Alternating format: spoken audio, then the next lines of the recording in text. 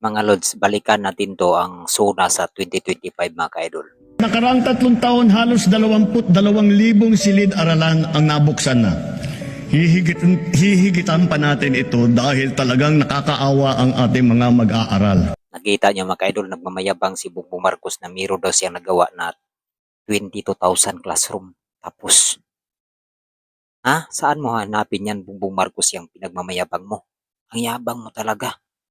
Puro kasinungalingan yung pinagsasabi mo, Bongbong Marcos.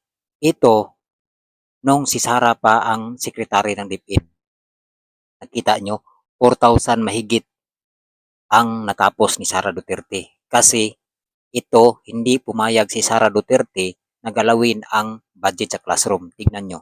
At hindi lang yan, dahil noong 2023 ay hindi ako pumayag na hindi masunod yung DepEd na rules sa paano mag-classroom construction based on need. Ang ginawa ngayong 2024, inattach nila ang listahan na kung saan gagawin ang mga classroom construction worth 17 billion. Makikita nyo yon sa papel. Pagdating namin sa Senate, nakita yon ng mga senador. Tinanong nila ang Department of Education, totoo ba o hindi totoo na galing sa inyo ang listahan ng 17 billion ng mga classroom construction? So sabi namin sa mga senador, hindi totoo. Hindi namin magagawa yung trabaho namin.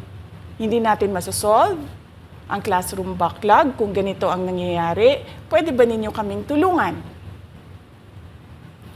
Yung mga senador naman, very helpful sila. Oo, tulungan namin kayo.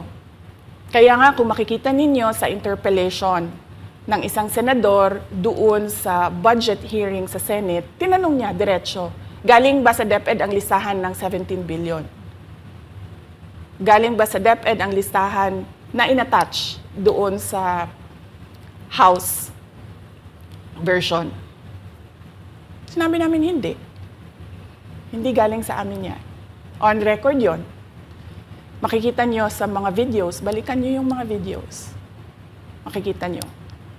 Yes, my concern, Madam Chair, Mr. President, under the GAB, I observed that there was an increase in the budget for the construction of new classrooms. O nakita nyo mga ka-idol, hindi pumayag si Sara Duterte na bawasan ang budget sa classroom.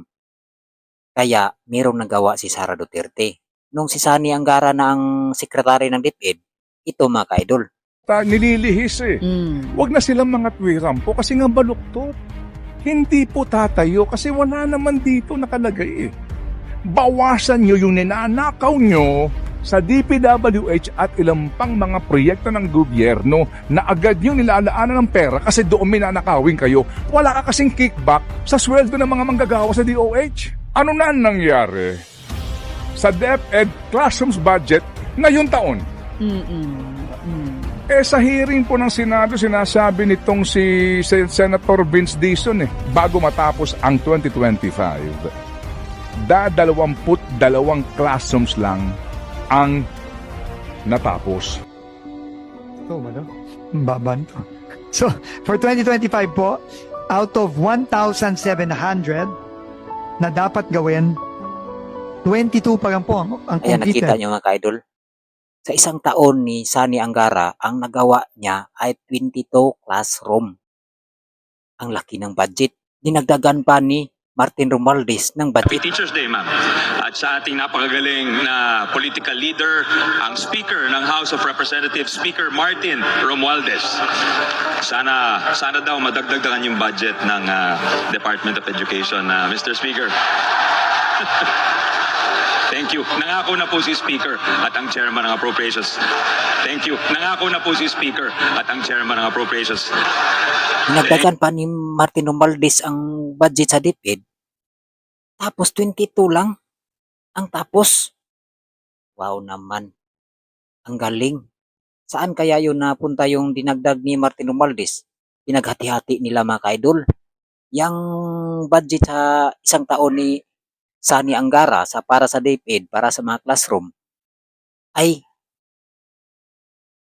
90% ninakaw nila, mga ka-idol, kasi 22 lang ang tapos eh.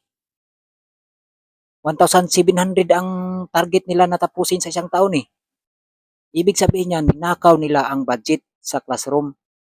Ito mga ka-idol, nung si Sara Duterte ang sekretary sa DepEd, hindi pumayag si Sara Duterte na bawasan ang budget sa mga classroom. Ibig sabihin niyan mga ka-idol, hindi sila makapagnakaw kung si Sara ang sekretary ng DepEd. Nung si Sani Angara na ang sekretary ng DepEd mga ka-idol, doon na sila. Grabing nakawan na.